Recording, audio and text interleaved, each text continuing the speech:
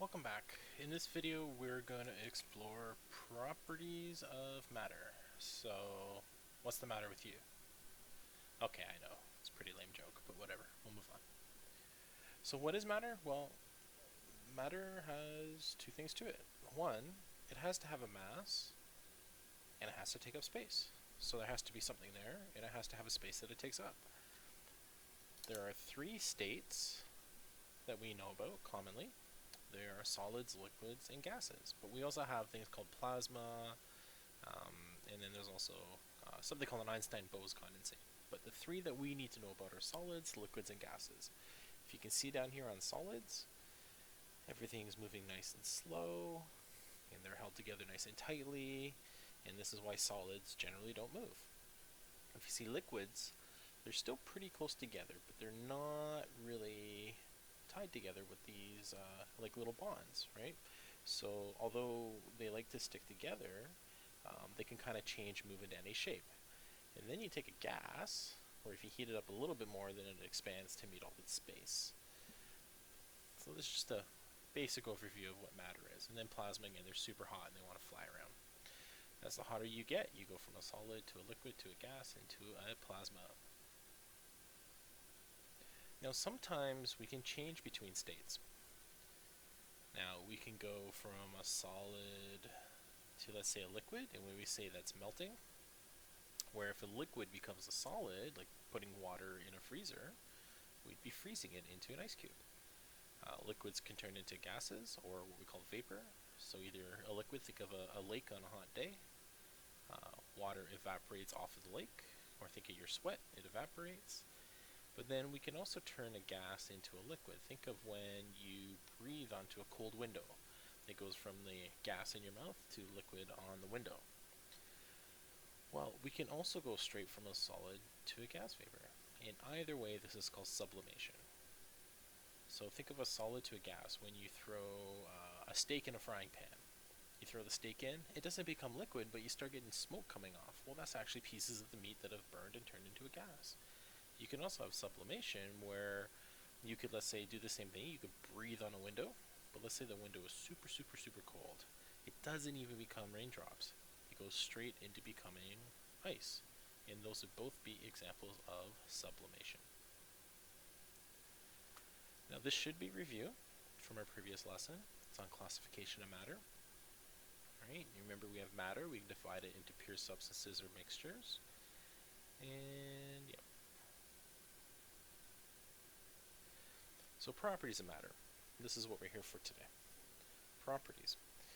It's a feature of a substance such as its appearance, smell, or behavior. Now we have two types of properties, those that are chemical and those that are physical. Physical properties. These are the ones that you use your five senses to describe. Do you remember your five senses? Sight, smell, taste, hearing, and what's the last one? Sight, smell, taste, hearing. Do you remember the last one? Good, that's right. So the color, you have, for example, red, blue, and green. States, well, that was what we were talking about earlier with solids, liquids, and gases.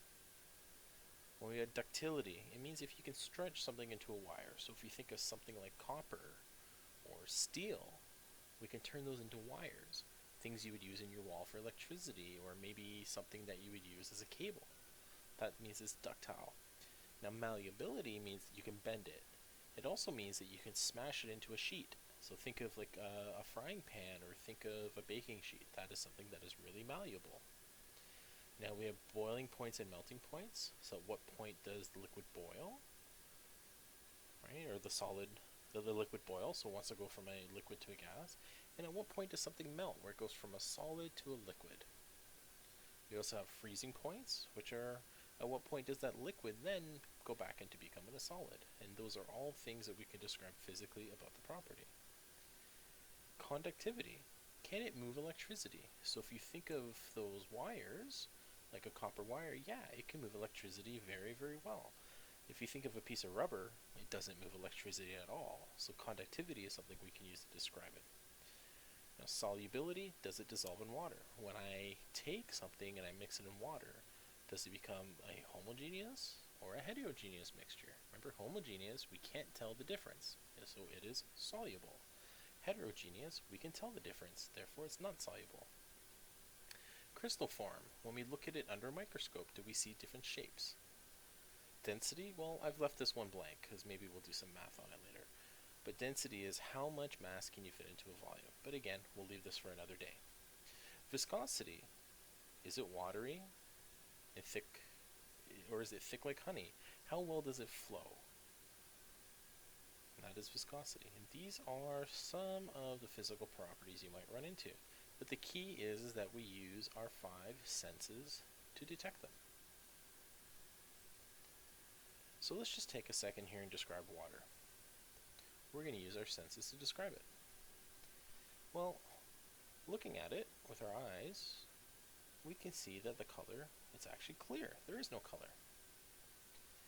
We can also tell with water that its state would be a liquid.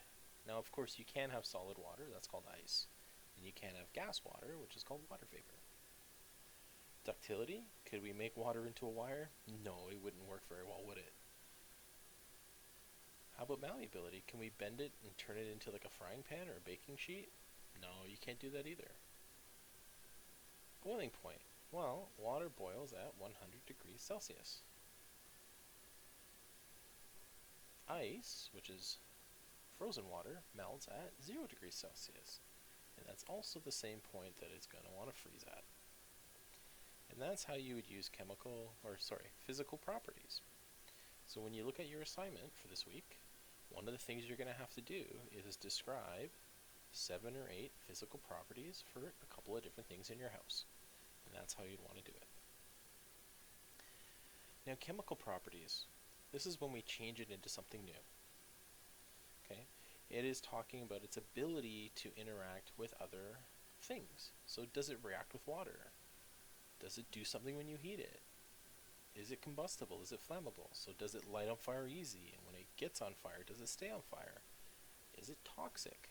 So how is it going to interact with other things? So let's just go ahead and take a look at a summary. We'll put up a table here. Now, I would suggest that you pause the video and you write this into your notes somewhere so you have it when you're walking around the house. But of course, you can always come back to the video or to the PowerPoint if you want.